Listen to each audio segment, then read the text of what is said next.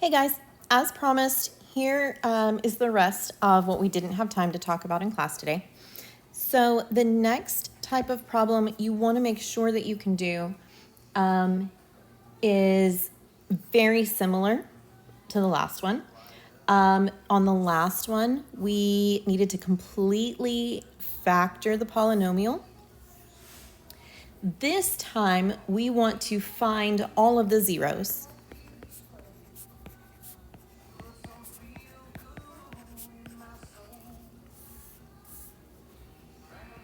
We'll look at f of x equals x cubed plus 7x squared plus 14x plus 6 given x plus 3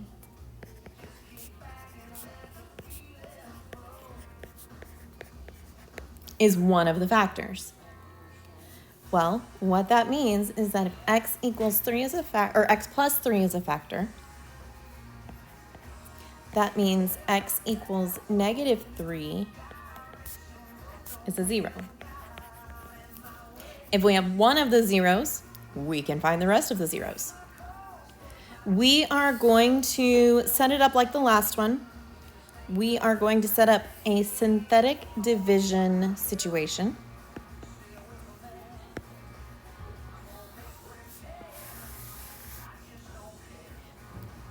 I have all of my exponents in a row, so I'm going to enter their coefficients.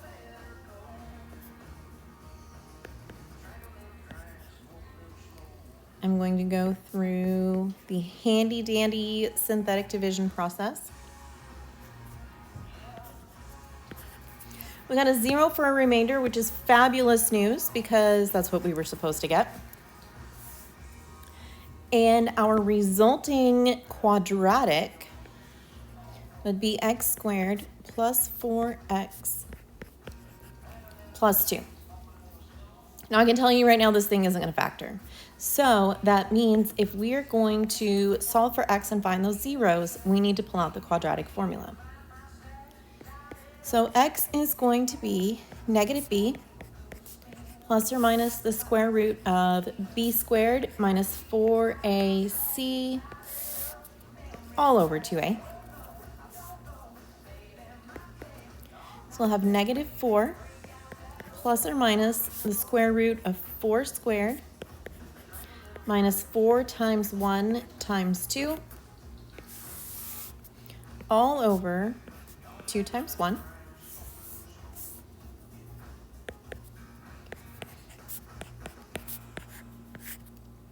So this becomes 16 minus 8.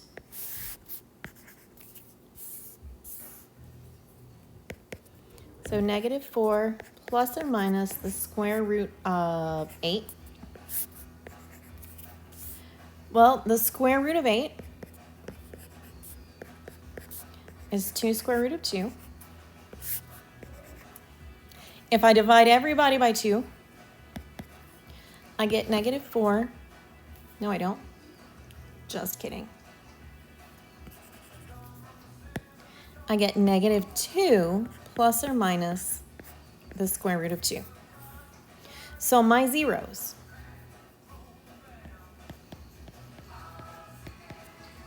are x equals negative 3, negative 2 plus square root of 2, and negative 2 minus square root of 2.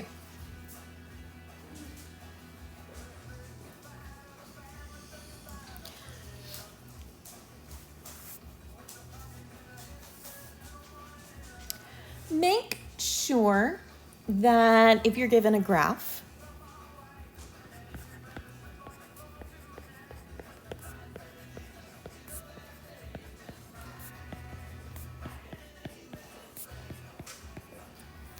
that you can find a vertical asymptote from a graph or from a rational function.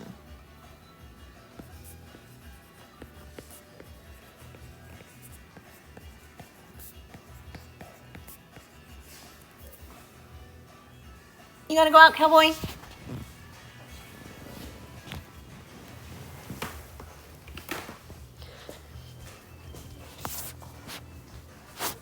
Hold on.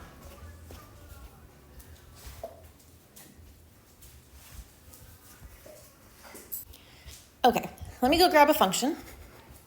This is what happens when I make videos at home.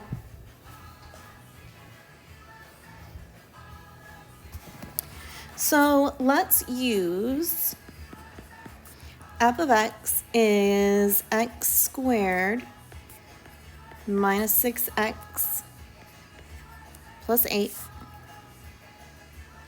over x squared minus 16. So when we're looking for vertical asymptote and we have a rational function, the first thing we want to do is factor. So the numerator will factor into x minus 4 and x minus 2. The denominator will factor into x minus 4 and x plus 4.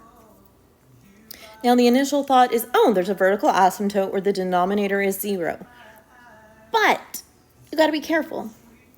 Remember that since the x minus 4s will cancel out, that puts a removable discontinuity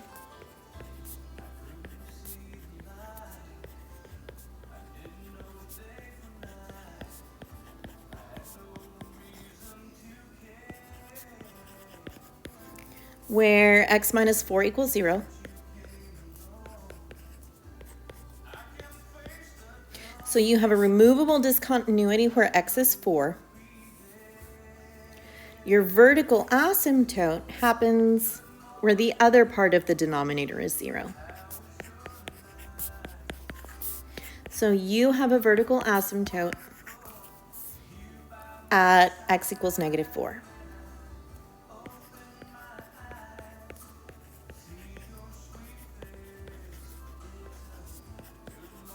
I didn't spell that right.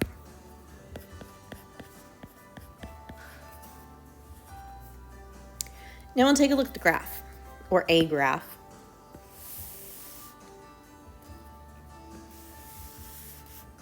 Remember, vertical asymptotes happen where you have some weird graph behavior.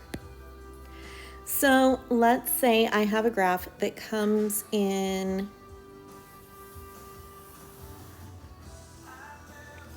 like that. I'm going to move that over because it didn't quite do what I wanted it to do.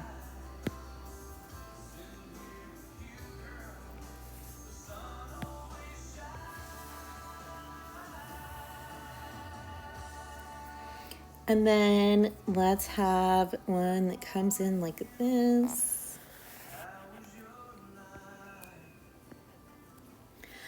So I don't know if you have a whole lot of experience with Pac-Man, but on Pac-Man, if you run off the screen this way, he automatically comes back on the left side of the screen. I promise this relates. So if you can hop on a graph and ride down that way toward negative infinity, but then all of a sudden you pull a Pac-Man and you reappear at the top of the screen, you've got some weird behavior going on there. You have a vertical asymptote.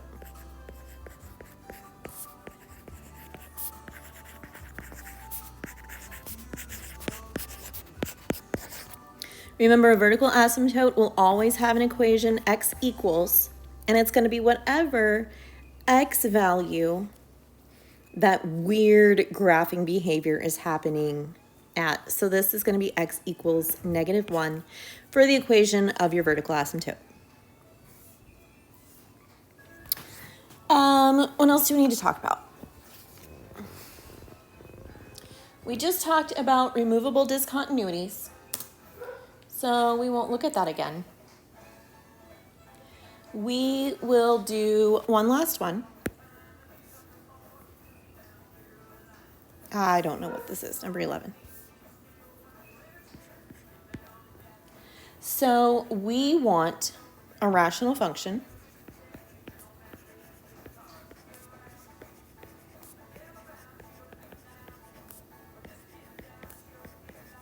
with the following characteristics.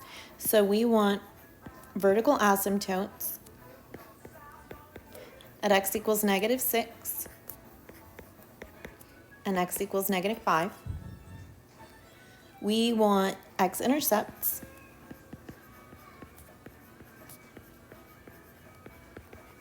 aka zeros at x equals -3 and x equals -2.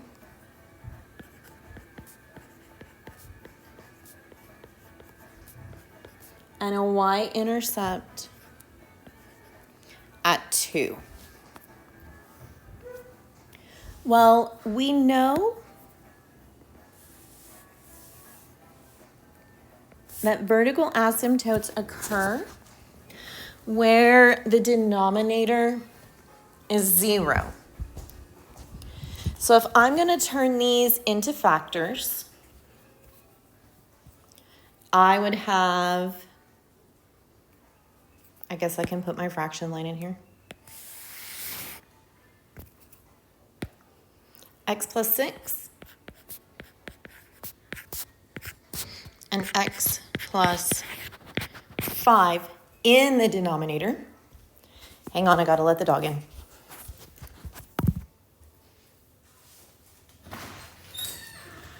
Come on. Wait.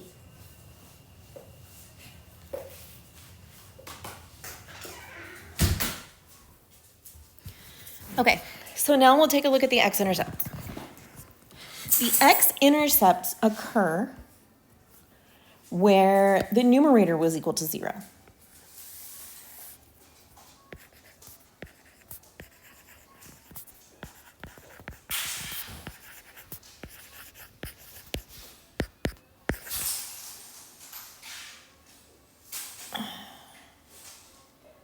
My dog just turned into Dogzilla on Lego City.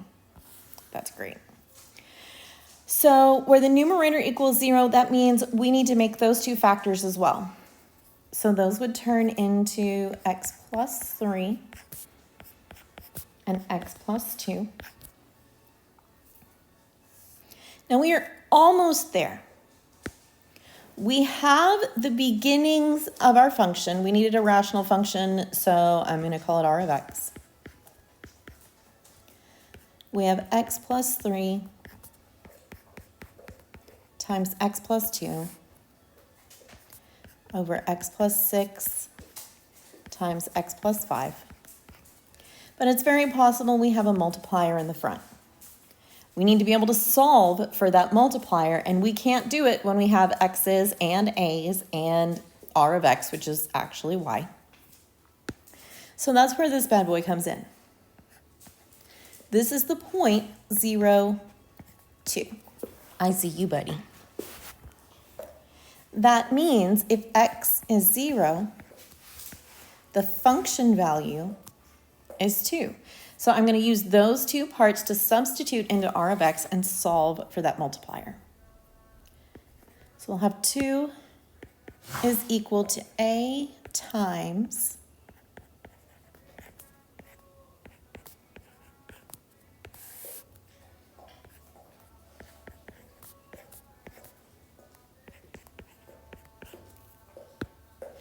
and I'm going to put a 0 in for my x's.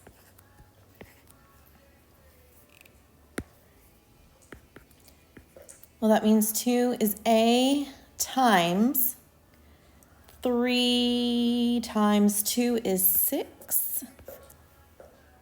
6 times 5 is 30. I'm going to reduce that so I can work with smaller numbers. 6 over 30 is the same as 1 over 5. So I have 2 is a over 5. To isolate the a, I multiply by 5. So I actually have a coefficient or a multiplier of a, of 10. We know it's a. So that tells me my actual function, r of x, f of x, g of x, whatever you want to call it, is 10 times x plus 3 times x plus 2 all over x plus 6 times x plus 5. If you come up with questions between now and the time you take your test, I probably won't get a message on Friday morning while I'm doing my mommy thing, but I will be checking email all day tomorrow. Feel free to send me a message, and I will happily help you out. If you feel like one-on-one is what you need, I'll be in my office tomorrow, Thursday, from 8 to about 10:30, and then from, I don't know, maybe 12:30 to 3-ish.